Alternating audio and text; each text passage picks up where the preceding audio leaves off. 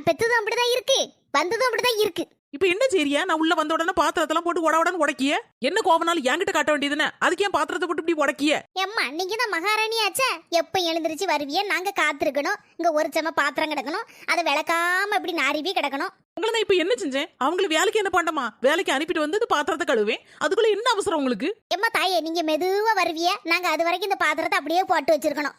நான் என்ன பாத்திரத்தை கழுவ மாட்டேன்னு சொன்னேன், வந்து கழுவுதானே சொன்னேன். அதுக்குள்ள ஏன் இவ்வளவு கோபப்படுறீங்க? ஆமா, நீ எப்ப வருவேன் நான் பாத்துட்டு இருக்கேன் அது வரைக்கும். இந்த மனுஷனுக்கு காது கேட்கா, தண்ணி கொடுத்தாலும் போலாம் கேட்காரா? மகன் இருக்கும்போது பேசாம இருக்குது, இப்ப மகன் வேலைக்கு போயிட்டாருல, நம்மகிட்ட சண்டைக்கு வருது. ஆமா, நான் என் மோவன் போறேன்னா உன்ட சண்டைக்கு வரேன். எனக்கு வேற வேலையே இல்லைல்ல. உங்க அம்மா நான் போன பிறகு அதை செஞ்சுட்டா இதை செஞ்சுட்டா அப்படி இப்படின்னு எல்லா கதையும் சொல்ல வேண்டியது என் மோவன்ட்ட. நீ நல்ல இலக்கி கொடு என்னை பத்தி என் மோவன்ட்ட. உன்னை நான் அப்படி என்ன கொடுமைப்படுத்திட்டேன்? 2 பாத்திரத்தை கழுவுமே, வீட்டு தூருமே, வேற என்ன வேலை செய்ய சொல்லுதே உன்ன? பக்கத்து வீட்டு கோயில அன்னைக்கே சொன்னான், இந்த பிள்ளைய கெட்டாதன்னு.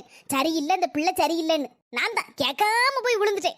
என் ஃப்ரெண்டு மாதிரி சொன்னால்வோ, மாமியார் சரியில்லை, மொழியே சரியில்லைன்னு.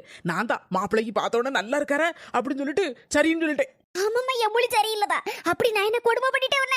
நான் என்ன கொடுமைக்காரியா? மொபைல் மட்டும் சரியா இருந்தா நீ இந்த பேச்சு பேசுவியா? பேச்ச கேட்டு ஆடுதாம்ல, அதனாலதான் நீ இந்த நிலை நிக்க. எதுக்கு இப்படி கிடந்து கண்ணீர் வடிச்சிட்டு இருக்கிய? உங்களை என்ன சொல்லிவிட்டேன்? ஆமாம்மா, நீ ஒண்ணுமே சொல்லல. இல்ல உங்க மொபைல் வந்தோடனே இப்படி பிரச்சனை நடந்துச்சு அப்படின்னு சொல்லி கூட 2 கண்ணீரை வடிச்சு கடைசியில 2 ஆக்கணும் இந்த வீட்டை. அதுன்னு உங்களுக்கு பிரச்சனை? வயசான காலத்துல வாங்கிட்டு இதெல்லாம் கேட்கணும்னு என் தலையில எழுதி இருக்கு. என்ன செய்ய? ஒரு வயசு ஓத்துக்காண்டில இதெல்லாம் கேட்க வேண்டி இருக்கு. உங்களை என்ன கொடுமைப்படுத்திட்டேன்னு இப்படி கிடந்து அழுதுட்டு இருக்கிய? என்ன பேசிட்டு இருக்கிய? நான் வந்த உடனே பாத்திரத்தை போட்டு உடச்சது யாரு? நீங்க தானே.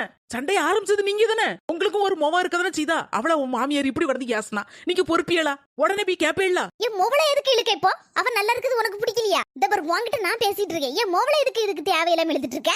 நீ அழுது பிரச்சனை பண்ணியே என் மொவன் இந்த வீட்டுக்கு வரதே நிறுத்திட்டாள.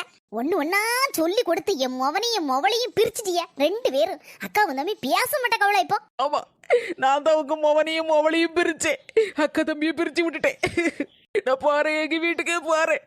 நான் இருக்குது உங்களுக்கு கஷ்டமா இருக்குல்ல, நான் போனதானே உங்களுக்கு நிம்மதி. நீங்க உங்க மொவே எல்லாரும் சந்தோஷமா இருக்க. நான் எங்க அம்மா வீட்டுக்கே போறேன்.